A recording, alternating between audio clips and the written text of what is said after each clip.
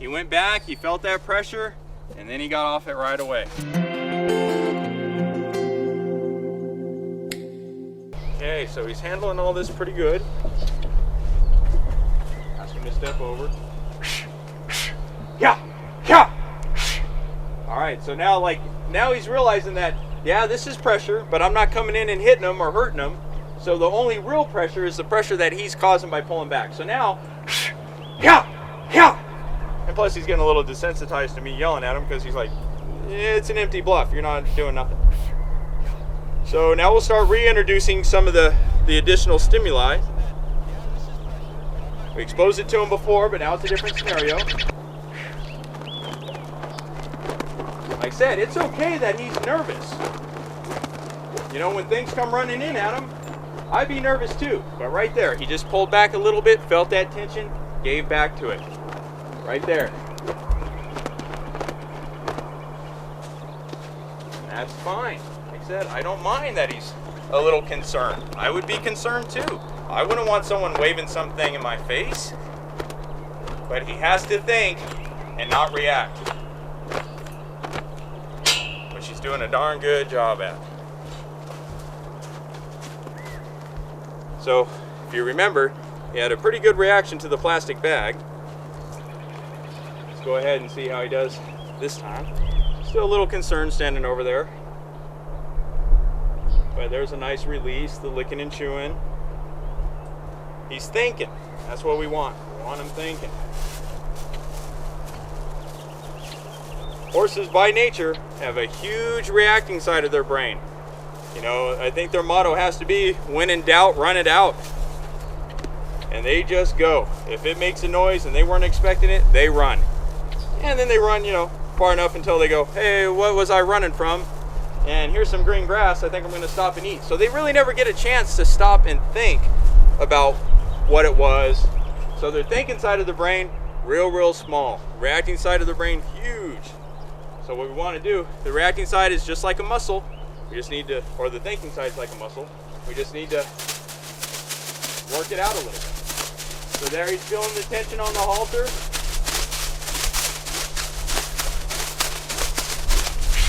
Yeah, yeah. There's the tension. And he's got the tension from Nikki over there, giving him a little bit of a pinch on the side. So again, his release should just be side to side, right there. So he went sideways and forward rather than back. So I just take that pressure off. He gave me the right answer, which is don't panic. Don't panic.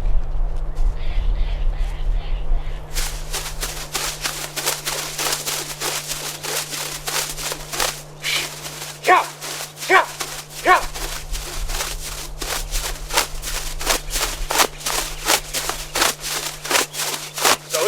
On it.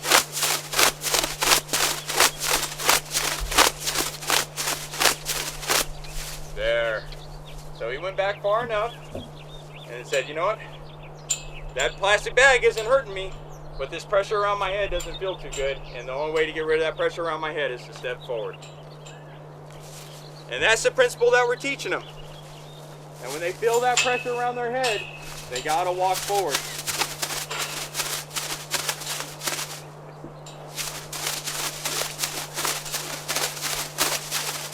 Very nice. He's not sure what to be more worried about, the bag or Nikki.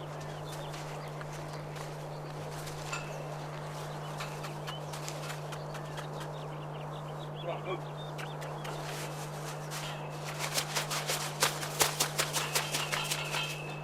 Cows are just too darn smart.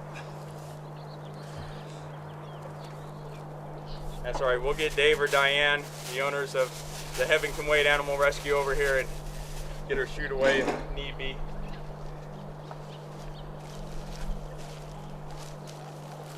All right, and then one more time. The big scary bunches of stuff. I think he's getting the principle pretty good. Yeah, and that's awfully close to his face. That's real confrontational. And he looked at me, relaxed. I'll reset this. He's just trying to not get too close to Nikki and get bit. Or a leg or whatever it is that she's doing.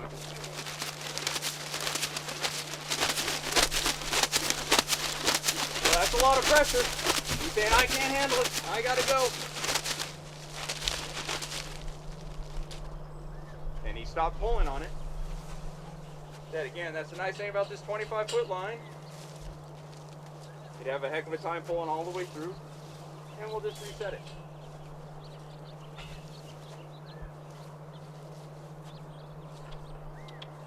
There you go. So again, every time he feels that pressure, he knows that means go forward now. Bring it in closer. There we go. And now we'll just do it one more time. Or as many times as it takes.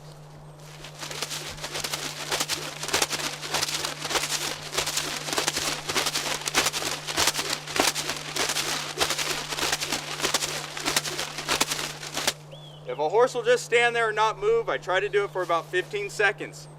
And that's an honest 15 seconds. Like I said, it's okay that he's nervous, but usually any stimuli that's going to come and spook him, the rabbit that's running by, your neighbor's dog that's chasing your neighbor's cat, those things pass by real quick. So all he needs to do is hold it together mentally for a few seconds. So if I push it to 15, we're doing pretty good.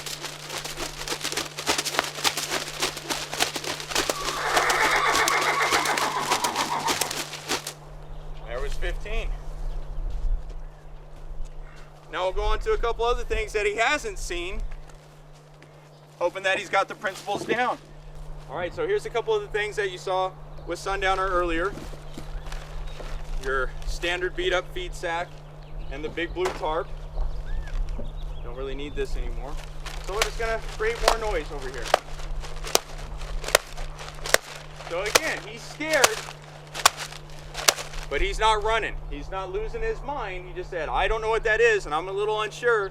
He leaned against the halter and then got right back off of it.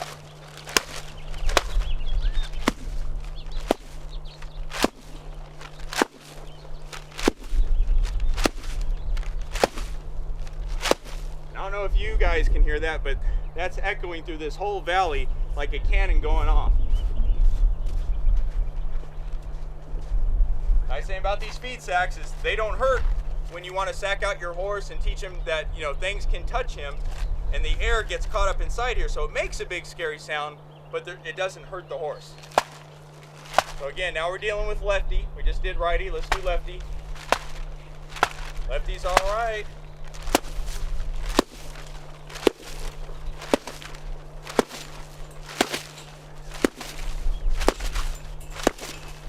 He calms down, I'll stop. There. And there's the licking and chewing. Again, that's a mental process that's going on, which means he's thinking. He got scared, he got nervous, and then he said, you know what? Let me think about this for a second. Maybe it's not that big of a deal. Sure is scary though, isn't it? I know. I know it is. I know. So he's scared, he's nervous, that's fine. I'm just introducing. Oh, you didn't like that.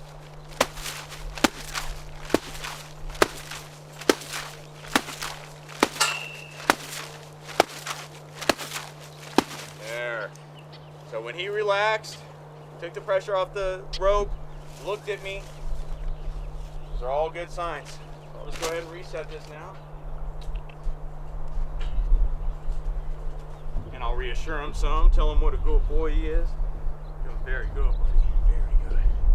Very good.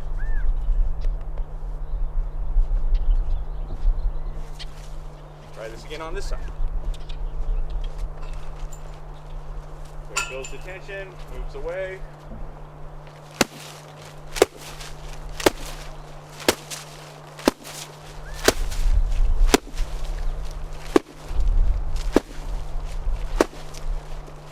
Oh, he said too much. Can't handle it. There. That little piece of paper blew by him.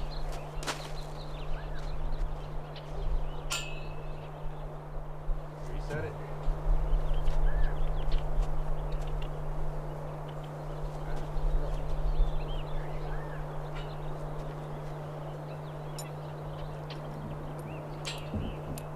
go ahead and set one more degree of tension in this.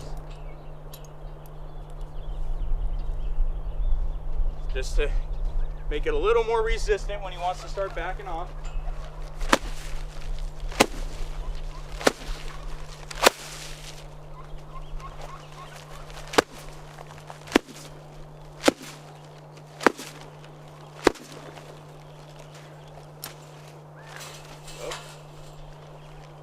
There we go. So he got nervous, came right back. Said horses can't really see down here too well, so this is just something that's popping up on them. But again, what's causing the pressure? Not this. He's causing it himself.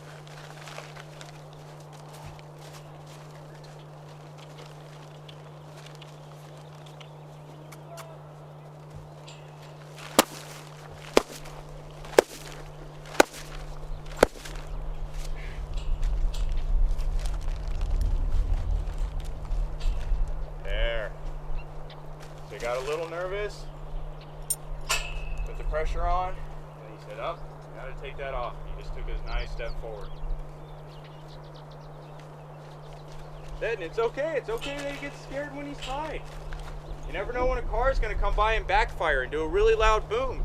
It's all right that he gets scared. It's all right that he puts pressure on the halter and leans back. But he has to remember, and he has to learn the lesson that the only way to get that pressure off is by walking forward. Don't lean against pressure. So there, now he's on it, and then he came off. He's on it, came off it. Very nice, buddy. I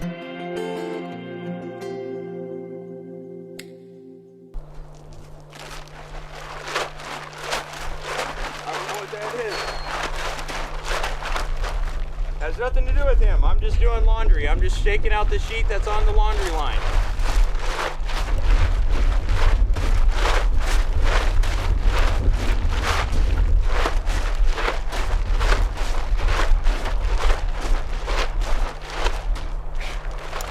Oh, it's all right.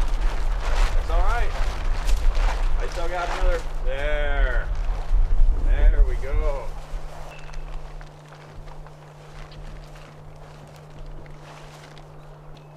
Horses are scared of objects, especially objects that move and make a noise. When it's just standing there, it's not so scary. Nope. I don't know. How do I handle it? There. Much nicer.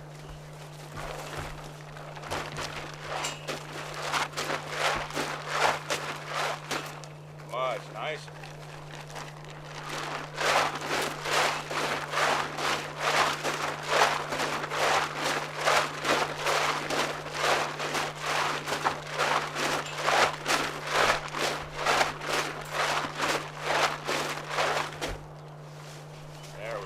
Very nice, buddy.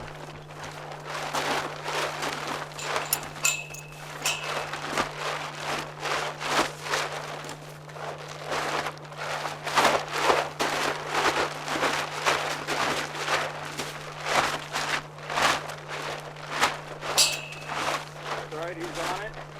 There we go.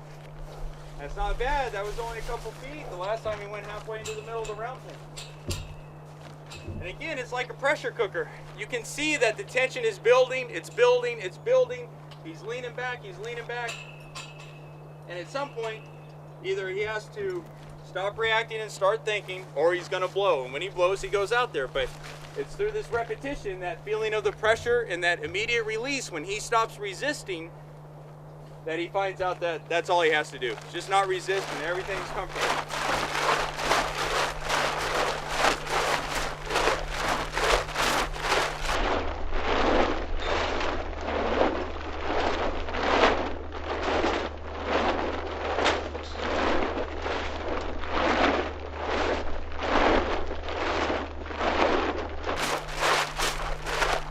That was real nice. He just taught himself that lesson like 3 or 4 times in that. He pulled back and then he stopped. And he said, oh, everything feels good, but that noise is still there. So he pulled back again, stopped and said, oh, it feels okay, but that noise is there. And then on the 3rd time, he just stopped pulling. Set it up again. And in no time, you'll be able to shoot guns around them and start chainsaws around them, and whatever else your imagination will let you do, do it.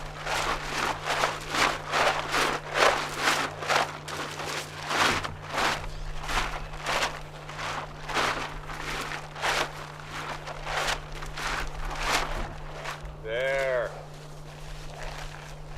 Very good, buddy. Very good. Good boy. Doing so well.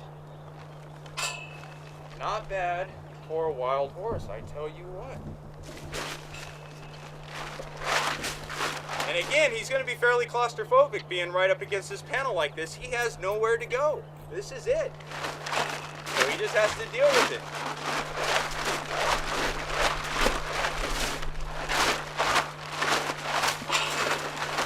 There we go.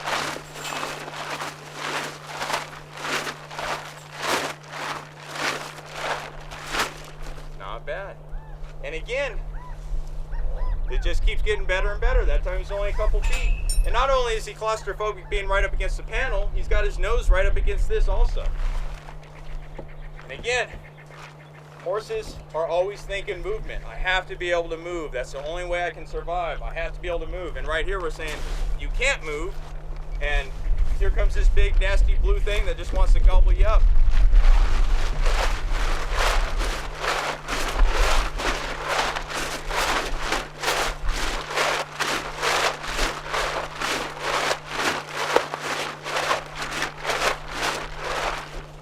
Not bad.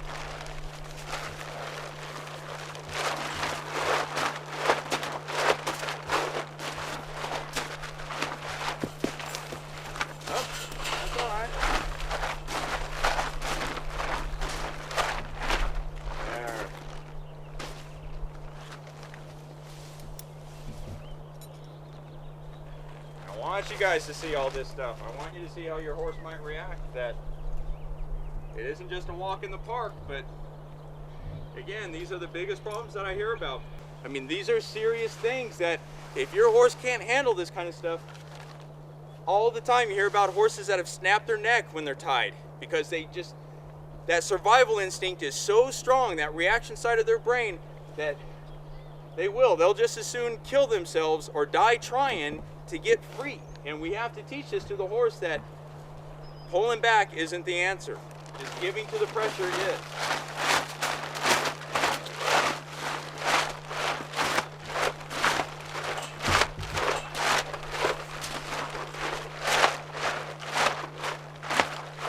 There we go. Better.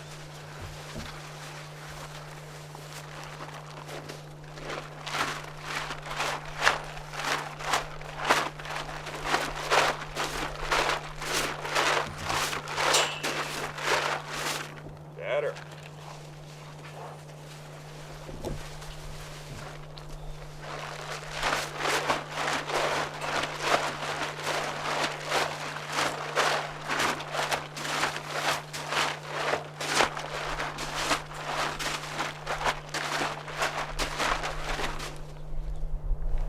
There you go. Good boy.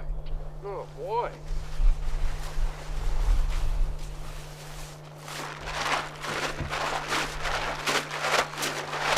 All right, that time he didn't pull back at all. He stood right there. He was tense, but he didn't pull back. So I'll ask him to yield. There you go. There. And again, just keep an eye on that lead rope right there, that lead shake. There we go. You can have a temper tantrum. There. He's fully entitled to have a temper tantrum. He's fully entitled to try other answers. He says, well, I know pulling back isn't the answer. Going forward isn't a bad answer. But maybe I can stomp that blue tarp and the guy who's holding it into the ground. Maybe that's a better answer.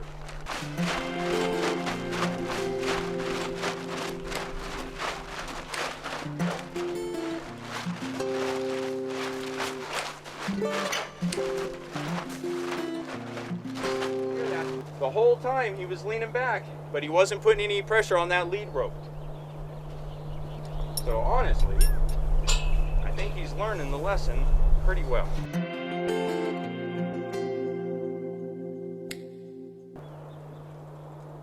So, from the horse that we started with earlier, bucking and kicking in here. Didn't know how to give the pressure on the halter. When we first put him up here, was rearing up, even a couple times with the sheet or the blue tarp, whatever it is that you want to use. He's doing a lot better. You can really only get so far in a day, and I think he's getting it. Again, no tension on the lead rope now. He's not even pulling back. Is he perfect? No, but he's good. He's better.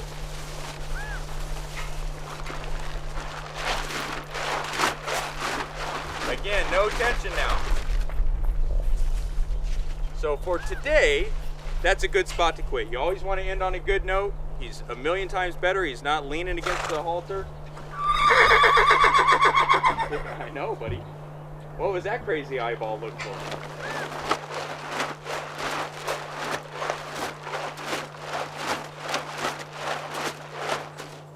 There, and he softened up. His eye softened.